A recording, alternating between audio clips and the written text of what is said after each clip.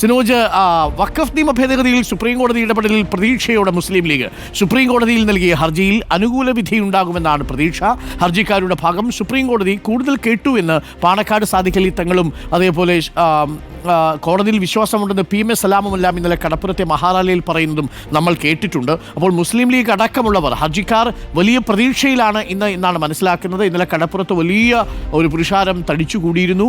വലിയ ആത്മവിശ്വാസത്തിലാണ് ലീഗ് എന്ന് തോന്നുന്നു, അല്ലേ സിനോജ്? Good morning.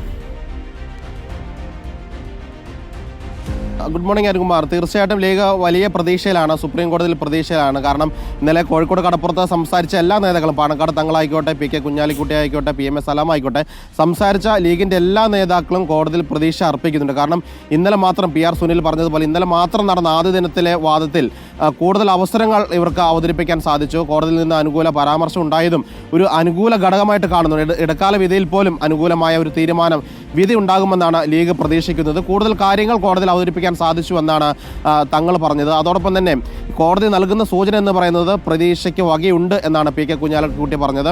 ഇതിനു മുൻപ് പല വിഷയങ്ങളിലും കോഴിക്കോട് നഗരവും കടപ്പുറവും ഇതേ രീതിയിലുള്ള മഹാറാലികൾക്ക് സാക്ഷ്യം വഹിച്ചതാണ്. പാലസ്തീൻ വിഷയമായിക്കോട്ടെ, പൗരത്വ നിയമം ഭേദഗതി ആയിക്കോട്ടെ, ഏക സിവിൽ കോഡായിക്കോട്ടെ, അല്ലെങ്കിൽ സംസ്ഥാന സർക്കാർ വഖഫ് ബോർഡിലെ നിയമനങ്ങൾ PSCക്ക് വിടുന്ന വിഷയമായിക്കോട്ടെ, ഇതിലൊക്കെ തന്നെ ലീഗ് വലിയ പ്രതിഷേധങ്ങൾ സംഘടിപ്പിച്ചിരുന്നു. അതിൻ്റെയൊക്കെ ഫലം ലീഗ് പറയുന്ന നിലപാടിനൊപ്പം ചേർന്ന് നിൽക്കുന്ന ഫലങ്ങളായിരുന്നു. അതുകൊണ്ട് തന്നെ ഈ വിഷയത്തിലും ഈ ആയിരക്കണക്കിന് ആളുകളെ, 1,00,000 ആളുകളുണ്ട്, ജനസാഗരമെന്ന് പറയാം, ആ രീതിയിലുള്ള വലിയൊരു ഒഴുക്കാണ് ഇന്നലത്തെ പരിപാടിയിൽ കോഴിക്കോട് നഗരത്തിൽ കണ്ടത്. 14 ജില്ലകളിൽ നിന്ന് ആളുകൾ എത്തിയിരുന്നു. അങ്ങനെ ആളുകൾ തടിച്ചുകൂടി പ്രതിഷേധിച്ച, രാഷ്ട്രീയ പ്രതിരോധം തീർത്ത വിഷയത്തിൽ നിരാശരായി പോകേണ്ട സാഹചര്യം ഉണ്ടാവില്ല.